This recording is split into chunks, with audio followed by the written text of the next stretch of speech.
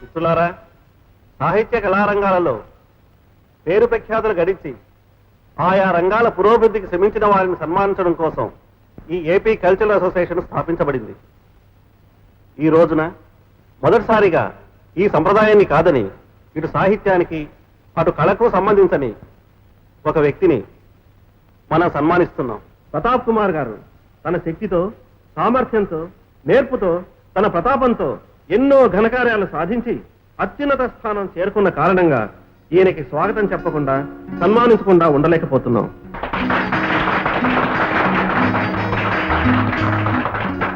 ప్రతాప్ కుమార్ గారిని మాట్లాడవలసిందిగా ప్రార్థిస్తున్నాను. ఎదుటివారి గొప్పతనాన్ని అంగీకరించడానికి సంస్కారం ఉండాలి. డియర్ ఫ్రెండ్స్, ఈ రోజు మీరు చూపించిన ప్రేమాభిమానాలు నా జీవితంలో మర్చిపోలేను. నేను చెప్పాలనుకున్నది నాకు మాటలు దొరకటం లేదు. నేను ఏం చేసినా అది నా కర్తవ్యంగా భావించే చేశాను. మీరు నా మీద ఉంచిన విశ్వాసాన్ని నా ఊపిరి ఉన్నంత వరకు నిలబెట్టుకోవడానికి ప్రయత్నిస్తాను. ఆహా, పోలీస్ ఆఫీసర్ అంటే అలా ఉండాలి. కొందరున్నా దేనికి? ఆయన మా అన్నయ్య. అంతే, చెట్టు పేరు చెప్పుకొని కాయలమ్ముకోవాల్సిందే. కుమార్ గారు, నేను ఒక జర్నలిస్ట్ ని. మిమ్మల్ని కొన్ని ప్రశ్నలు అడగాలనుకుంటున్నాను. అడగచ్చా? అడగండి. జర్నలిస్ట్ పై మీ అభిప్రాయం? జాతిని జాగృతపరిచే శక్తివంతమైన మేధావులను నేను కళాన్ని కత్తి కంటే పదునైన ఆయుధంగా భావిస్తాను. సార్, లంచానికి అలవాటు పడ్డ పోలీస్ ఆఫీసర్ని ఏం చేయాలి సార్? మీరే ప్రజావాణి. మీ చేతిలో ఉంది కలం అనే ఆయుధం. దాన్ని ఉపయోగించండి. మీరు లిక్కర్స్ తీసుకుంటారా? No. Sir, one more question. విజయం సాధించే ప్రతి మగాడి వెనుక ఓ స్త్రీ ఉంటుందంటారు. మీ వెనుక ఉన్న ఆమె ఎవరో చెప్తారా? ప్రస్తుతం నా వెనక మీరే ఉన్నారు. ఇంకా ఇక్కడెందుకమ్మా? నాకు పెద్ద బంగ్లా ఇచ్చారుగా, అందరం కలిసి అక్కడే ఉన్నాం. అన్నయ్య పిలిచాడని ఇప్పుడు వెళ్తాం. రేపు పొద్దున వస్తే? నీకు ఆ భయం ఎక్కర్లేచ్చలేమ్మా. నేను అసలు పెళ్ళే చేసుకోను. అదేం మాటలు బాబు, ఎల్లకాలం బ్రహ్మచారిగానే ఉంటావా? అవునమ్మా, నా వృత్తిని నేను ఎప్పుడో పెళ్లి చేసుకున్నాను. ఇక పెళ్లి ప్రస్తావన అంటూ లేదు. మీరు ఆ విషయం ఎత్తనకూడదు.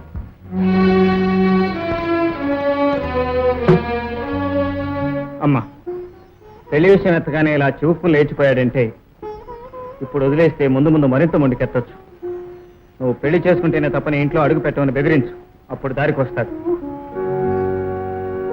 బాబు, నువ్వు నీ పెళ్లి విషయంలో అన్న మాటలు నిజం కావు కదా? నిజం మాత్రమే కాదమ్మా, నా జీవితంలో నేను తీసుకున్న శాశ్వత నిర్ణయం. ఇన్నాళ్ళు నీ పెళ్లి గురించి పట్టించుకోలేదంటే ఉద్యోగంలో నువ్వు ఊళ్ళు పట్టుకు తిరుగుతున్నావు కదా అని ఊరుకున్నాను. కానీ ఇప్పుడు స్థిరపడ్డాక కూడా నువ్వు కాదంటున్నావంటే నేను అది భరించలేకుండా ఉన్నాను. ఉద్యోగంలో బాధ్యత ఎంత అవసరమో జీవితంలో భార్య కూడా అంతే అవసరం బాబు.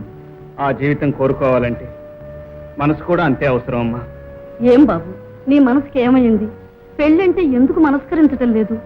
కొన్ని ప్రశ్నలకు సమాధానాలు ఉండవమ్మా. దాన్నే విధి అంటారు. విధిని అడ్డం పెట్టుకుని వేదాంతం మాట్లాడుతున్నావా? వేదాంతం అనుకో, వైరాగ్యం అనుకో, ఇదే నా తుది నిర్ణయం. అయితే నా నిర్ణయం కూడా విను. తల్లి మాట గౌరవించి నువ్వు పెళ్లి చేసుకోనంత వరకు నేను నీకు తల్లిని కాను, నీ ఇంటి గడప తొక్కను. అమ్మా, నేనే కాదు, నా బిడ్డల్ని కూడా నీ స్థాయికి రానివ్వను. సరే, నీ ఇష్టం.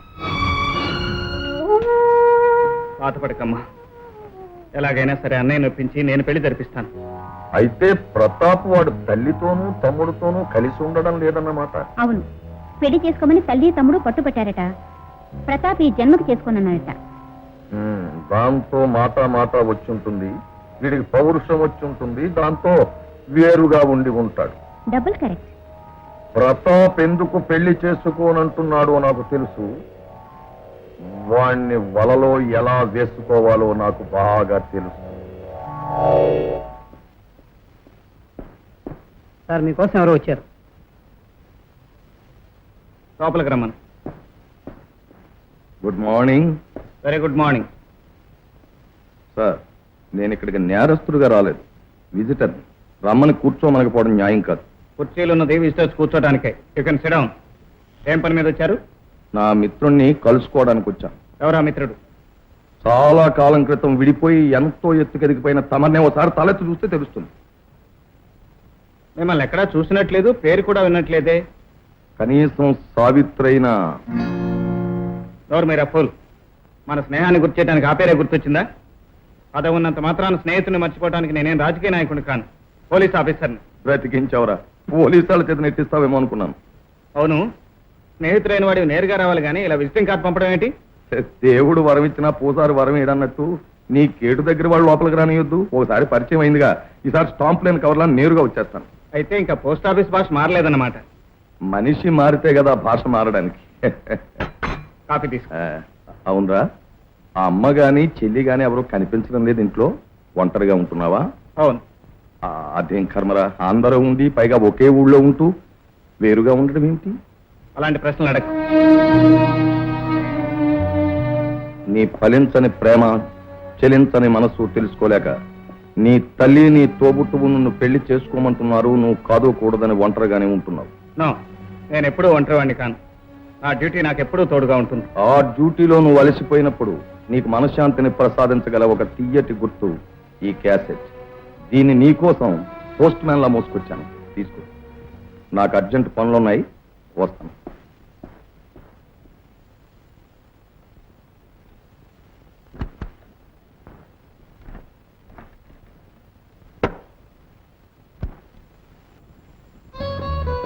ఎక్కడికమ్మా హడావుడిగా బయలుదేరుతున్నావు?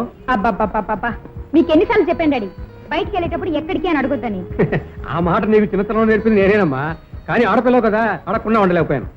ఆ మోహన్ చూడు, నీటి ఎద్దడి ప్రాంతాలకు బావులు తవ్వించమని డబ్బిస్తే బాబాయి సొమ్ములాగా మంత్రి గారు జేబులో వేసుకున్నాడని రాస్తే ఆ మంత్రి గారు నా బుగ్గన బావి తవ్వించాడు. ట్రాన్స్ఫర్ కోసం వెళ్ళిన లేడీ టీచర్ని బలవంతం చేశాడు సమితి ప్రెసిడెంట్ గారంటే ఆ సమితి ప్రెసిడెంట్ గారు ఈ బుగ్గన చెరువు చెక్కించాడు. ఇక పోతే చాలు చాలు డాడీ, మీ ఒంటి మీద ఉన్న దెబ్బలన్నిటి కథలు నాకు తెలుసు. మరైతే ఇన్ని తెలిసి వార్తల సేకరణకు నువ్వు ఎందుకు ఎడుతున్నట్టు? నేను ఇప్పుడు పట్టబోయే రహస్యం నకిలీ మందులు తయారు చేస్తున్న ప్రజాద్రోహుల ముఠాను. వాళ్ళను పట్టాము, మన పేపర్కు పాఠకులు పెరుగుతారు, పత్రికా విలేకరులో నా పలుకుబడి పెరుగుతుంది. అమ్మా, అనుభవం మీద చెబుతున్నాను, పత్రికలకి పెరగాల్సింది పాఠకులు కాదమ్మా, ప్రకటనలు. నీకు పెరగాల్సింది ఆడపిల్లవి అన్న ఇంగిత జ్ఞానం. నువ్వు పెళ్లి చేసుకుని నా మొహాన మనవరాల్లో మనవన్నో పారేస్తే చూడాలని ఈ తండ్రి కోరిక. డాడీ, ఎంతో అభ్యుదయ భావాలున్న మీరు కూడా ఆడపిల్లను ఒక పిల్లల కనే యంత్రంగా చూస్తున్నారంటే నాకు చాలా బాధగా ఉంది. ఏ విషయంలోనూ నేను మగాళ్ళకి తీసుకోను, ఎవరు చెప్పినా వినను, నా అభిరుచులు చంపుకోను. వస్తా. కర్మ కర్మ, తల్లి లేదు కదా అని గారాబంగా పెంచాను, వగరాయిలాగా తయారైంది.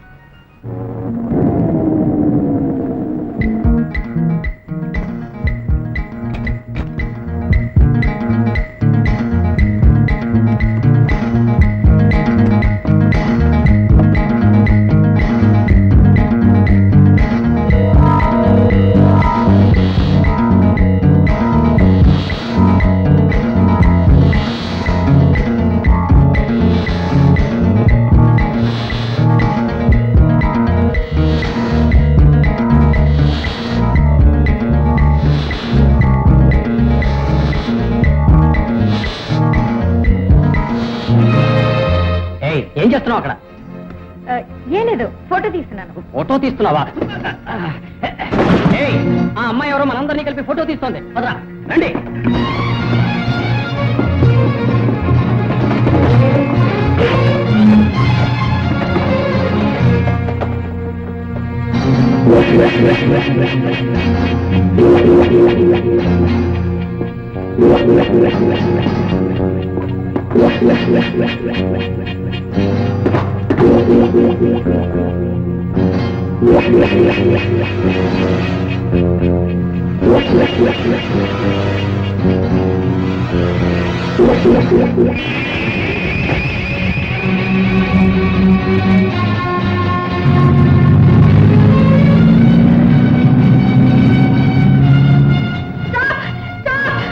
Please help me. ఓ ఆనంద్, మీరా? నన్ను కాపాడండి, రౌడీలు నా వెంట పడుతున్నారు. ఓ, కళాన్ని ఖడ్గంగా వాడగలని సవాలు చేసిన ఝాన్సీ లక్ష్మి నోటి నుంచి వినకూడని మాటలు వినిపిస్తున్నాయే. ఆనంద్, ఆనంద్ ప్లీజ్ వదలండి. Help, help.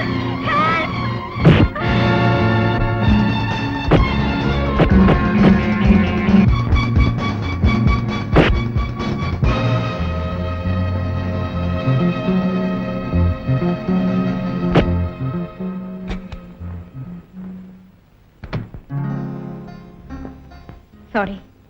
ఆ రోజు తొందరపడి పోలీస్ స్టేషన్లో మాట తోలాను. క్షమించండి. చాలు రైట్. ఈ కెమెరా కోసమేనా కుమ్ములాట? అవునండి, ఇందులో వాళ్ళ ప్రాణాలు బిగించాను. అలాగా, లెట్స్ గో.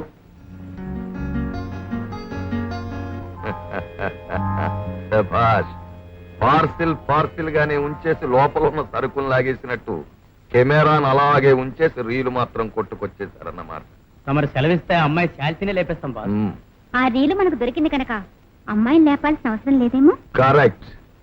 నువ్వు నా పాదదాసివే కాదు, నాకు అమూల్య సలహాల రాసివి.